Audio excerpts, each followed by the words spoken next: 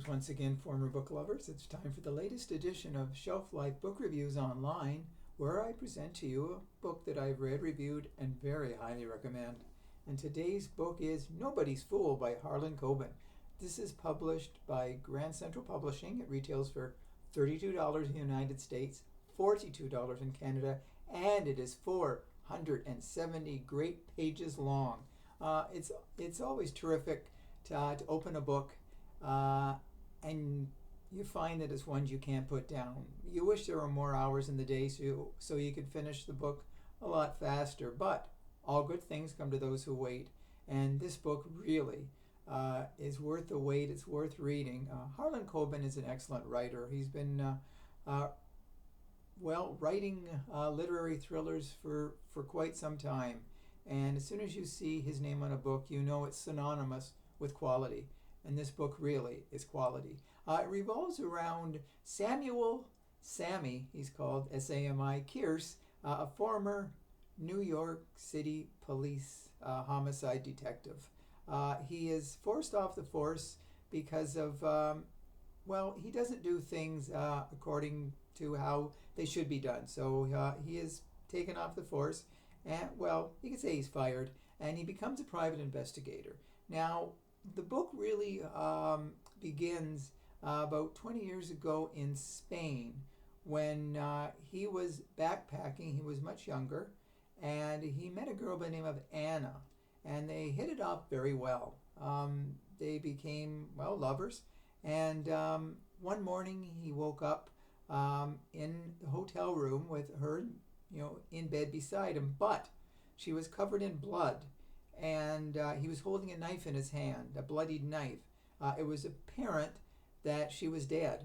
So he really panics. Now he sees somebody by the name of Buzz. He's a Dutch drug dealer who they met before, and Buzz tells him to run, get as fast away from there as possible, which he does. He comes back home, but he never forgets what happened.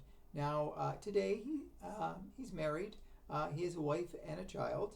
And things are going very well, but in his past as well too. His fiancée, Nicole, who was a fellow officer, she was shot and killed by Ted Grayson. Now he was charged with it and he was sent to jail. Now years later, someone who's looking into the case figures there wasn't enough evidence, and he's released. So Ted Grayson contacts him, and he wants him to, to really find out what really happened. But here's more to the story. Sammy, being a private investigator, he teaches a class for amateur sleuths, and there's a lot of people there in his class. And one night when he's teaching, a woman comes in, and he looks at her, and he swears she is Anna. This is 20 years later. So he runs out of the class, he follows her, and he sees the home that she goes into. Now, he discovers that this person is apparently Victoria Belmont. And her story is she disappeared New Year's Eve 1999. She was with friends, then she left a party, and she was never heard from again. But she was discovered many years later, her head shaved in a bar, or a restaurant, I guess it was, and she had no recollection of what happened before that. So they figured that something traumatic happened. So there's just really everything is going on in this book. Now, of course, Sammy wants to discover whether this is really Anna, who now goes by the name of Victoria Belmont.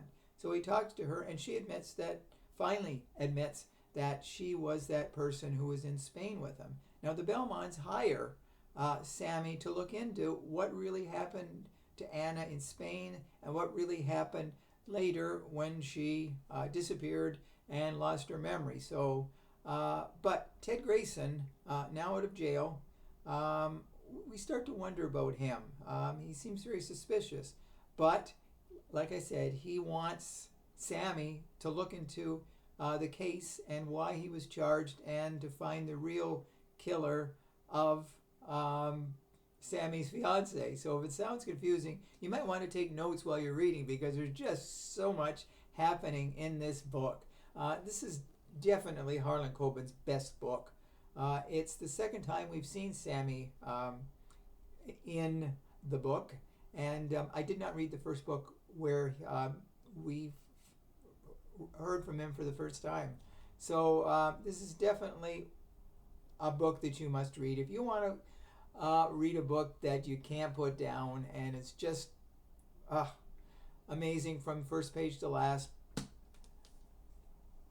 read Nobody's Fool. I can't say enough good things about it. You'd be a fool not to read the book. That's all I'll say. So if you do purchase it, please let me know if you do agree with my review. I hope you do. So thank you for watching. Hopefully you did find it informative. And hopefully if you love books, you'll come back for more of my video book reviews because I've got lots more to come. So until we meet again, as I always say, stay safe, stay sane, stay in touch, and I will see you at the bookstore. Bye for now.